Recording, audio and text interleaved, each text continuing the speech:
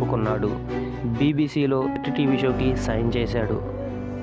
Rowan చేసిన మొదటి TV show పేరు నాట్ ది 9:00 క్లాక్ న్యూస్. ఈ షో సూపర్ సక్సెస్ అయ్యింది.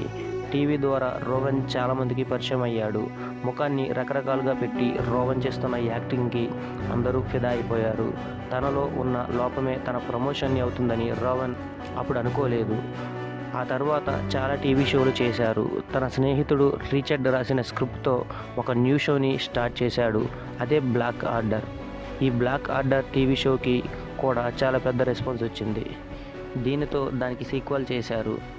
ఈ బ్లాక్ ఆర్డర్ సిరీస్ బ్రిటన్లోనే బెస్ట్ సిరీస్గా నిలిచింది. దీంతో రోవన్స్కి తిరిగి వెనక్కి చేసుకోవాల్సిన అవసరం లేకుండా పోయింది.